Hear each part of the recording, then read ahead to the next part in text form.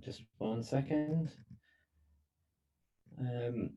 So I'd like to move the report and say that obviously the changing of the proportions on our committees is a formality, and it's based on the number of seats held by each party. So my leaving the Lib Dems and joining Labour has set in motion this process, which is as close to automatic as we have, and we're back to essentially where we were before the last by-election. So obviously I do appreciate why the Tories and my former colleagues on the Lib Dem benches might want to try and change that, but unfortunately we won't be accepting the proposed amendments today. It is at least a far cry from the Tories' opportunistic calls for an immediate by-election. Yes, I did eventually get around to reading some of your tweets in the thick of this global pandemic, thus showing their usual lack of judgment and a lack of concern for the safety of our residents that is worthy of our current Prime Minister. But what it does afford is the opportunity to set out why I made this move. The national reasons are obvious, I think.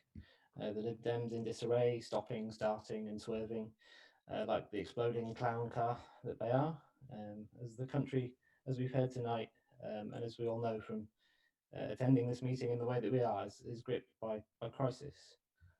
While Labour have reflected and elected a new, strong and credible leader of the opposition, taking the fight to the Tories and exposing their increasingly tragic incompetence. It wasn't a decision I came to quickly, but I think it's the right decision.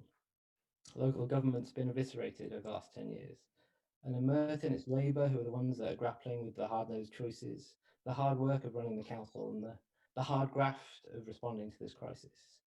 So I just couldn't continue as part of an opposition, doing things like voting for the Tories' farcical amendment this evening and arguing over 1 or 2 seats on a committee.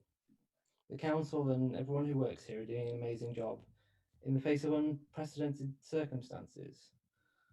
All of the cabinet, Councillor Stringer, Councillor Allison, Councillor Atwar, Councillor Cooper Mabaya, Councillor Macaulay, Councillor Welton, as we've seen tonight, are doing so many things, not just to protect residents in this difficult time, but to get us out the other end as well.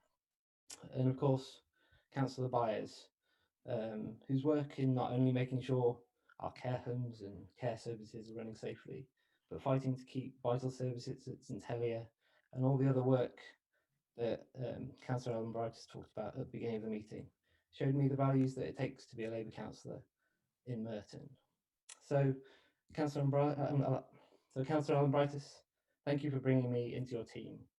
I'll continue to be a loud and proud Labour councillor, and in 2022, I'll be campaigning to keep the Tories out here in Merton and make sure we have another 4 years of a Labour council that will do everything possible to protect the services people need and continue to make it a great place for families.